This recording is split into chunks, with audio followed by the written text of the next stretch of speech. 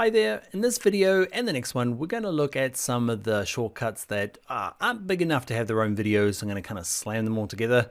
This one here, this first video here, are the ones at the top of my list. The ones I use the most that really help me go fast as an editor.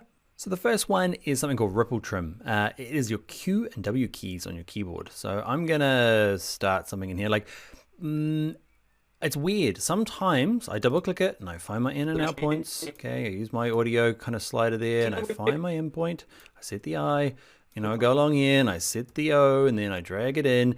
I do that a lot of the time. Okay, you got to go back to video to do that and drag the whole thing in and you've got a nice cut. And then the other half of the time, I don't know why, I just dump it on the timeline and do my editing on here.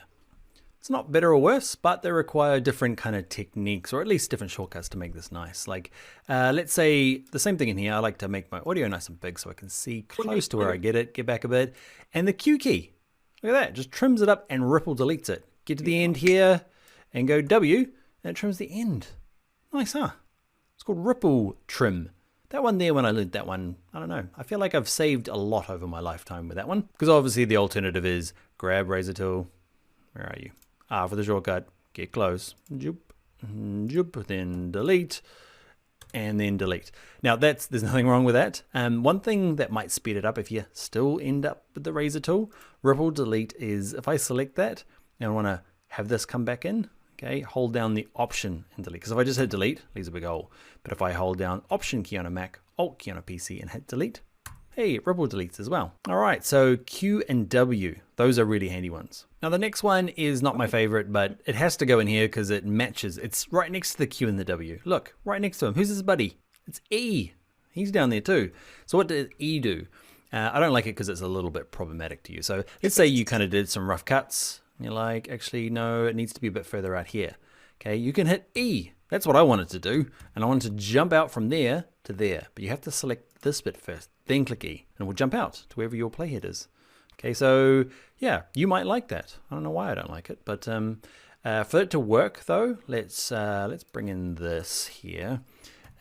If it won't work, if I get to the end here and say I want to extend it out to this, I click the end, like Dan said, I hit E, nothing happens because there's no, you've got no post roll. Okay, you have to like tighten it up so that I know that there's a chunk hiding in here that can be jumped out. So make sure it's selected, hit E, and it will jump out. All right, so I don't really like E, sorry E. One of the other ones I use a lot, and let's go back.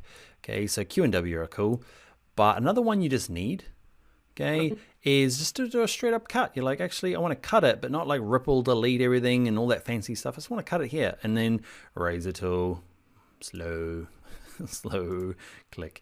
Okay, it's not that slow. But if wherever your playhead is, hold Shift K. That's not the one you want. Command K. That's it. Shift K is my all-time favorite shortcut of all time. Okay. Okay. Shift K loops back a lot. Jumps back 2 seconds and then starts playing. Okay, but Command K just does a cut. Command K. Just straight up cutting without going to the razor tool.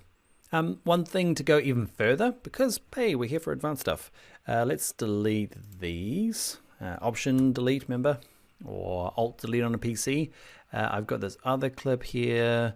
Okay, so I am going to get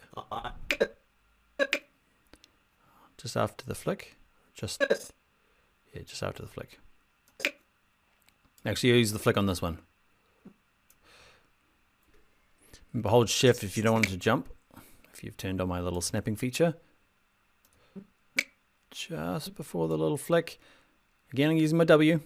Okay, and I'm going to get to here. I'm going to keep this one. I'm going to hit Q. Oh, look at us. We're editing. Okay, but what I want to do is let's say I just want to use the